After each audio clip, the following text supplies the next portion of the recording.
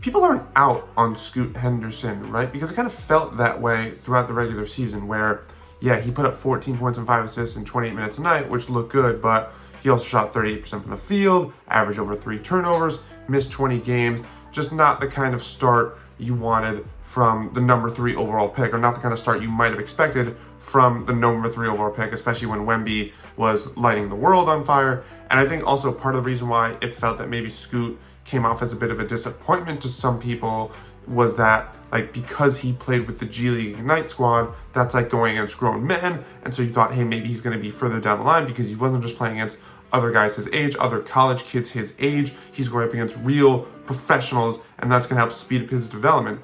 But it didn't, or at least it didn't, not necessarily in ways that showed out during his rookie year. And I just remember seeing on Twitter a lot of people being like, oh, Scoot Henderson, he's not good, like he might be a bust. And like, in fairness, that might just be like the classic, like, you know, perception versus reality, where like the perception on Twitter is that, oh my God, everyone thinks he's a bust, when the reality is like, it's the vocal minority that's talking. But I just hope that like everyone is still optimistic about Scoot, because there was a reason he was the number 3 overall pick. In fact, people, if you remember, thought he was going to be the number 2 overall pick. He's still only 20 years old. He's got incredible physical traits. And I also don't think we realize how difficult it is to learn the point guard position, because I think point guard in particular, more than any other position, it's not just about learning how to play for yourself, but like you need to learn how to, like, you have to run the offense. You're an extension of the coach, and I think that's just an added layer of responsibility that you don't have when you're playing shooting guard, small forward, power forward, center. And so I think that takes time for certain guys to learn. No matter how talented they are coming in,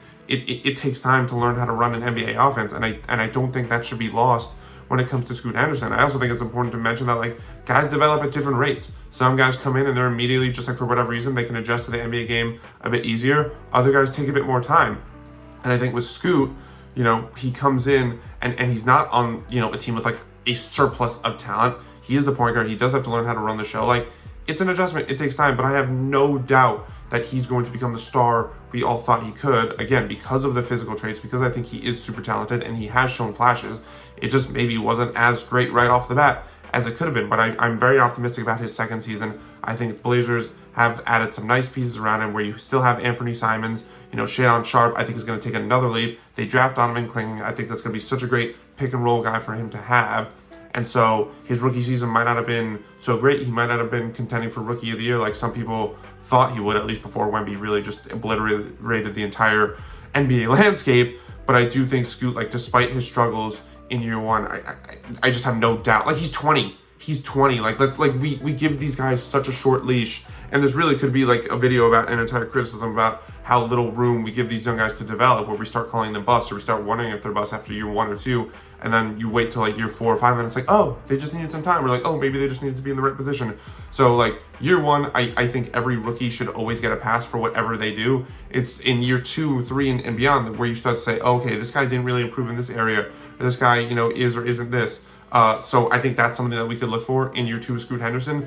But like, as far as calling him a bust, I think that's stupid. But I do think this year is going to be very exciting to watch for him, because I do think he's going to take a very notable leap in a way that I think, you know, leads him into the direction we all thought he was going down before he was drafted.